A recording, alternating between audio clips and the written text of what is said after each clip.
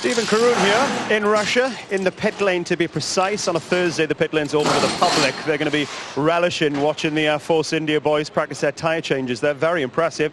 Karun, Sochi has got itself a belter of a Grand Prix this weekend. 3 Grand Prix in, 2-1 to Ferrari. Mercedes on the back foot. Can Ferrari continue where they left off in Bahrain? Well, they're going to be hoping so, but, don't forget, this is a venue that Mercedes has never been beaten at. They've won 3 out of 3 so far.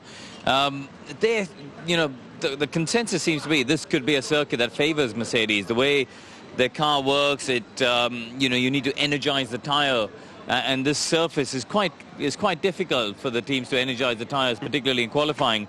Mercedes does seem to be a little bit better in that.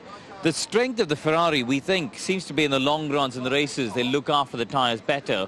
That's not such a big problem here as it was in Bahrain with those high temperatures and the nature of the circuit. So the surface here in Russia quite unique.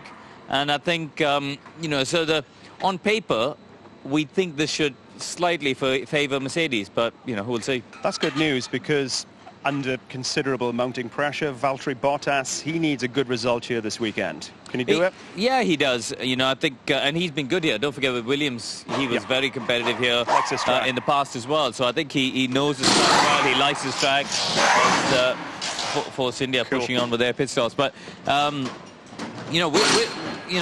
Valtteri, you're right. He did a great job in qualifying. It didn't happen for him in the race. And if he wants to stamp his authority within the team, he needs to start delivering those results against Lewis on a Sunday. Otherwise, as the weekends go along, there will be a point where he gets resigned to the number 2 role.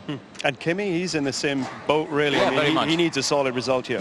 Yeah, he's not had a great start to his season, and it's weird because, at the back end of last season, he looked like the man. He qualified Seb last season. He really looked like the man to be.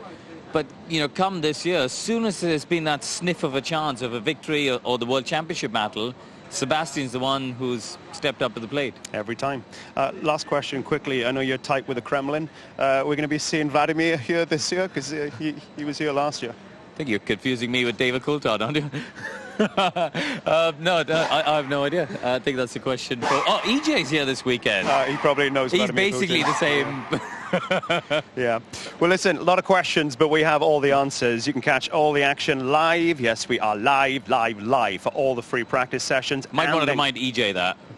What? That we're live, that he's, before he goes off at one. He'll be on his best behaviour. Don't worry about EJ. As I was saying, and then qualifying from 11:55 in the AM on Saturday, with the big race kicking off at 12 p.m. on Sunday. Don't miss it. Be foolish to miss it. You really would. Don't miss it.